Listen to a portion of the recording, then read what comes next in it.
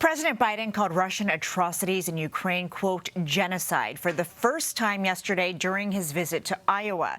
Mr. Biden had previously avoided directly using the term, but he told reporters it was warranted, saying, quote, it's different than it was last week, the more evidence that's come out. Here's more of what the president had to say.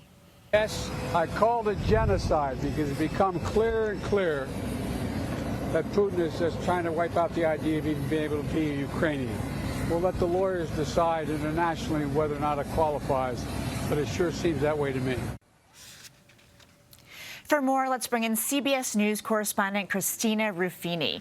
Christina, President Biden was quick to call President Putin a war criminal, unfit to serve as president, and now he's accusing Russia of genocide. But he also says that's not official U.S. policy. In fact, we heard today from the administration he just speaks from his heart. But could his words impact an official designation? And I wonder if it has any bearing on the U.S. response. Well, that's something we tried to get out of the State Department spokesperson not that long ago, maybe about an hour ago. And we asked, if the president is saying this, has the State Department launched an official, war crimes investigation? And what we were told is, this is the president's personal opinion. It's a very loaded legal term. It's codified in U.S. law. And so there's a specific threshold that has to be met. So we then asked, okay, so is the State Department exploring whether or not these incidents, these reports we've heard from from Russia happening in Ukraine, qualified to meet that legal threshold? And State Department spokesperson Ned Price said the U.S. is working and cooperating with other organizations, other entities, including the Ukrainians, who are trying to determine that designation. Now, the confusing thing here, especially for the reporters in the room, is the State Department has previously come out and said things are a genocide. It's called the Chinese action against Uyghurs, the Muslim minority, a genocide. It's called what's happening in Burma, Myanmar, however you want to call it, a genocide. It's also come out and said that there are war crimes being committed. So what we couldn't quite figure out is why go so far as to declare the war crimes designation without wanting to call it a genocide. Now, it could be because it is such a loaded legal term. They want to make sure that everything is buttoned up and that all their allies agree. We heard from the French today that they're not so thrilled about President Biden using that term. So it could be trying to get everybody on the same page and making sure allies are continuing to speak with the same voice. And as the State Department said, what the president said doesn't represent the official policy of the U.S. government. But you saw President Zelenskyy tweeted back at him today. Those are strong words from a strong leader. So those remarks will certainly have an impact, especially in Ukraine. Right. And it's notable that, for example, National Security Advisor Jake Sullivan refused to use the term the last time he was in the briefing room because administration officials have been so careful. But as you mentioned, one person who has no reservations about calling it a genocide is Ukraine's President Volodymyr Zelenskyy, who recently talked on the phone with President Biden. What can you tell us about their conversation? Well, the conversation was long. It was almost an hour, and the White House readout said they discussed the new U.S. assistance to Ukraine. Look, the U.S. is now rushing $800 million worth of military aid on top of the billions it's already given Ukraine since the start of this invasion.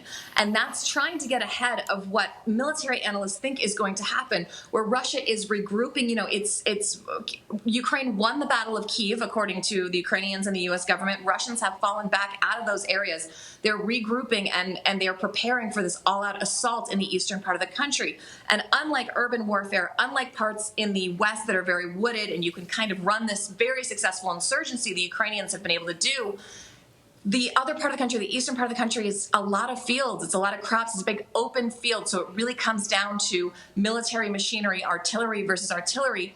And the Ukrainian foreign minister, when he was here, he said what he needed were weapons, weapons, weapons. And the State Department said today they've answered with yes, yes, yes. Now, they didn't get everything they wanted, but they certainly are getting much bigger, badder military hardware than we've seen the U.S. willing to give them directly up until this point. I want to ask you, too, about Finland and Sweden, because they appear to be on the verge of NATO membership, which is probably exactly the opposite of what Vladimir Putin thought was going to happen. Why does that matter? And do you have any details about a potential timeline?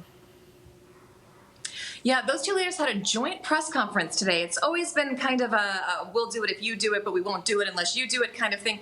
These two countries have tried really hard to maintain their neutrality. They are, of course, allies of the U.S. They are, of course, allies of the EU, but they are not NATO members. And one of the reasons they've been reluctant to do that is because of this balance with these borders with Russia. They want to keep everybody happy. They have a lot of interest in the Arctic, and that's something they're trying to preserve. Up until this point, those countries have had pretty good cooperation with the Russians in the Arctic, fishing rights, security rights, all this stuff. But after the Ukrainian invasion, all that has kind of gone out the window. And what we've seen is a really stark change in polling in those countries. The populations have gone from being really uncertain about wanting to join NATO to many, many more of the people, both in Finland and Sweden, are saying, yeah, I think maybe we should get in on this. So the Prime Minister of Finland said today they're going to look into that. It could be a matter of weeks before that country decides whether or not they want to join. And we could expect the same from Sweden, which is a big deal because in the last month, Vladimir Putin has managed to push these two countries into joining an alliance that alliance members couldn't get them to join for the past 20, 30 years. All right, Christina Ruffini, thank you so much, as always. It's great to see you. Thank you.